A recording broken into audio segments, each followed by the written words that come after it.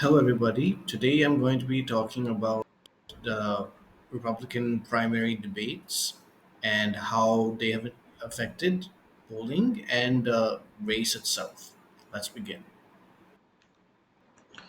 Hello, and welcome to Global Nationalism. I am a global nationalist. I support nationalism in my country, India, and in all countries around the globe.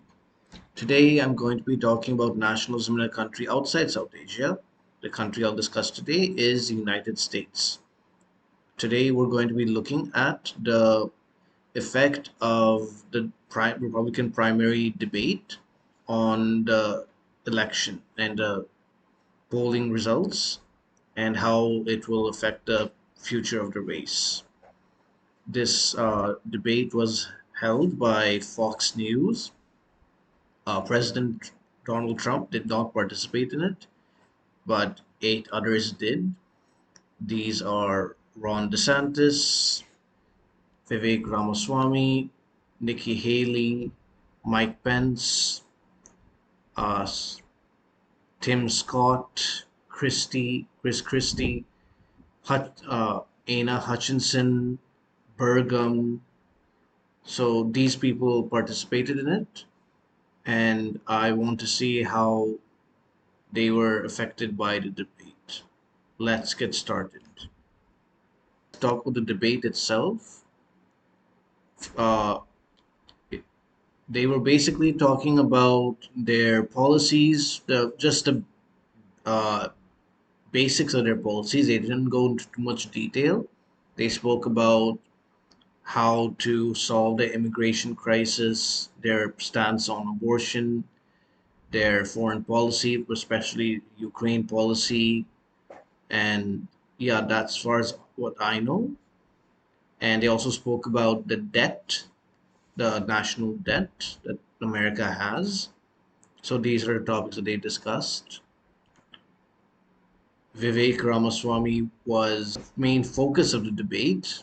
He is an outsider, a newcomer to politics, and was targeted by everyone else. He fended off swipes from his fellow candidates like Mr. Christie, Miss Haley. He said that Christie might as well audition for a show on the left-leaning news channel MSNBC, and Nikki Haley was trying to get a spot on the Board of Defense Contractors, Raytheon, because of her positions on Ukraine. She supported continuing to fund Ukraine while Ramaswamy was against it. So he said she was doing so because she wanted financial benefits from defense contractors, which I don't think is entirely implausible. And many of these politicians are on the payroll of the military industrial complex. He also says he's the only person on the stage who isn't bought and paid for, which I agree. Everyone else takes donors, and he himself is not funded by any super PAC or corporation. And then Mike Pence came, as we all know, when the January 6th uh, riot took place in the US White House, and when protests were happening, led by President Trump, asking Mike Pence to send the votes back to several state legislatures because they were invalid and corrupt votes. He did not, and he approved the election of Joe Biden. And basically, in this debate, that's what he was mainly talking about. He was mainly defending himself, saying what he did was right, trying to somehow convince Trump voters that he hadn't betrayed them, which now Trump, in his interview with Tucker Carlson that he held during the debate, he didn't participate in the debate, said that actually some lawyers believe that Mike Pence could have sent the votes back. And also, the Democrats passed the laws which made it impossible for the vice president to do so. So, yeah, I'm not sure about who is right. I'm not an expert on American law, but I do feel that Pence could have done more to find out and investigate if there was election fraud and to support Trump, but he didn't. And that way, I feel that he did let Trump down when Trump needed him the most. He also called for nationwide abortion limits, and this could help him win over evangelical Republicans, but I'm not sure if it can win him the general election because most people don't want nationwide laws on abortions. They would rather have it according to the states. Although abortion activists want abortion as a fundamental right, a constitutional right, which was given by the Supreme Court in Roe v. Wade, but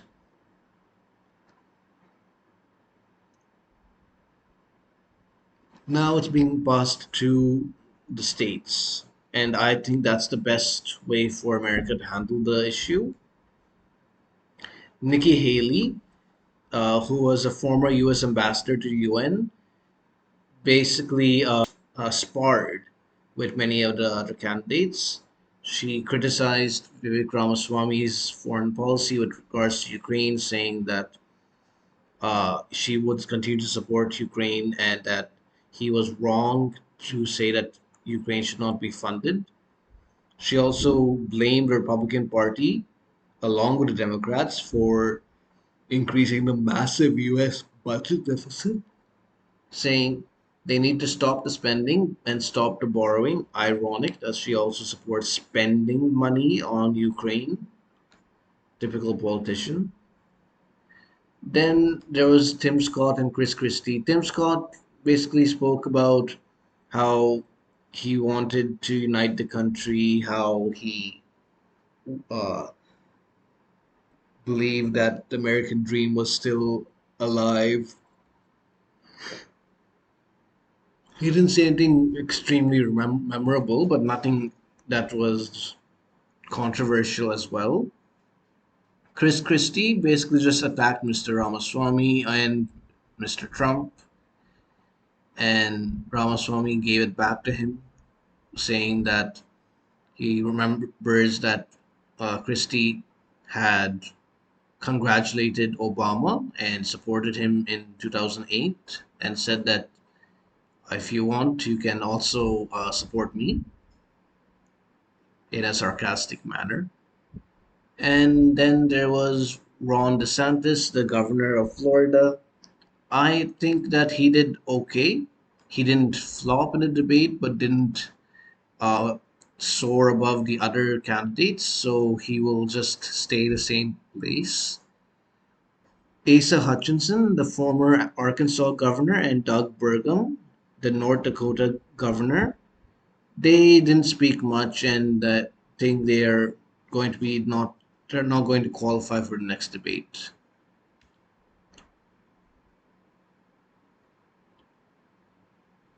Now let's see what the polling says. The debate was held on August 23rd. So let's see what the polling was before that. This is Trump, DeSantis, Ramaswamy, Pence, Haley, Scott, Christie, Hutchinson, Burgum.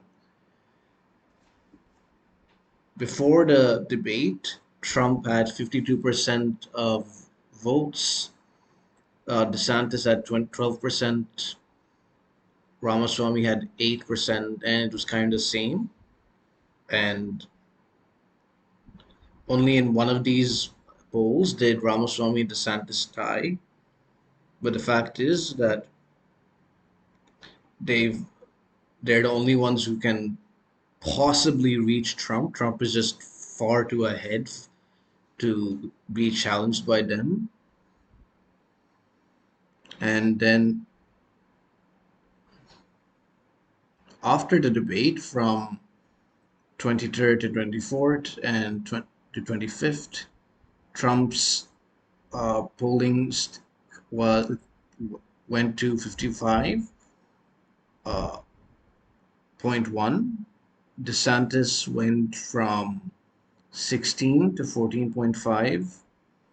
and Ramaswamy went from 8 to 7. So Ramaswamy kind of stayed the same, although in some polls he increased. Uh, but DeSantis fell, and Trump also fell, but not by much. So the debate didn't greatly affect either any of the candidates because they all remained their same positions. But there were some changes, which I'll get into in further detail when people speak about the debate itself. In a Washington Post Ipsos and 538 poll of potential Republican voters who watched the GOP debate, Florida Governor Ron DeSantis and entrepreneur Vivek Ramaswamy came out on top. 29 and 26% of potential voters thought DeSantis and Ramaswamy performed best. Nikki Haley lagged behind the two frontrunners at 15%, and the rest saw less than 10%. So yeah, I think that it's going to by debate three, these four and maybe one other person like Mike Pence will remain. Everyone else will be out.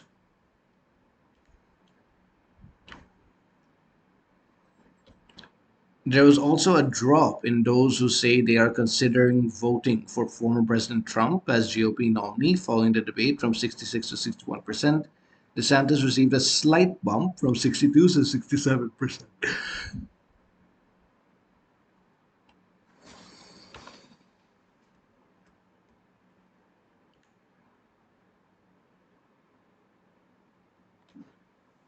Now,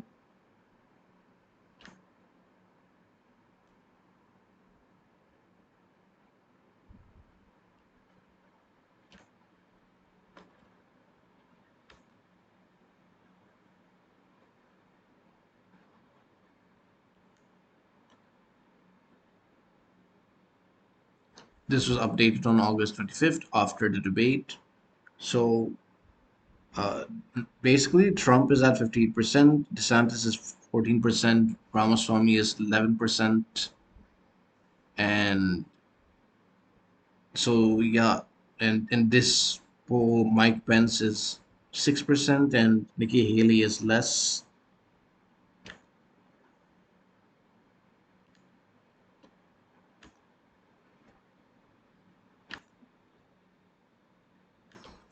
So the polling data shows that the top three have been solidified with Trump, DeSantis, and Ramaswamy in that order.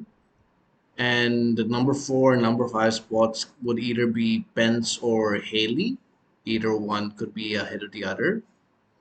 And yeah, the debate has really the only candidate who was really influenced by the debates were Haley and Pence, more so Haley. So I'll have to follow the debates more and polling more to see how the race goes.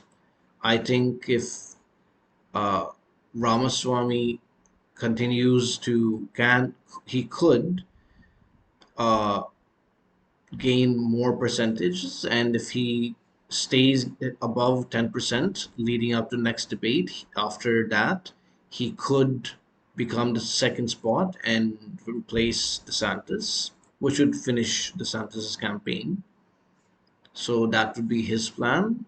As far as DeSantis goes, I think he should try to go around on podcasts, should be more available, have do more interviews, and promote himself better to gain more polling percentages. Because right now he's just stuck at like 14% to 16%. So he needs to start trying to aim for 19%, 20% like that. And yeah, I as far as Trump goes, the man himself, he was speaking with Tucker on Twitter, and I like that interview. He still has the same energy and attitude, although he seems tired and physically uh, stressed, maybe not as exuberant as he used to be, which is understandable from considering 4 years in office and the amount of stress he was under from the Democrats and the media. And but it does lend some credence to Ramaswamy's claim that Trump is past his best. So yeah, that's where I how I view the election as of now. And yeah, that's all I wanted to say. Please share your thoughts in the comment section. If you want to see other videos about nationalism in countries outside South Asia, click here. If you want to see my previous video, click here. If you want to see the sources I use for this video, click the links in the description below. Thank you for watching. Vande Mataram.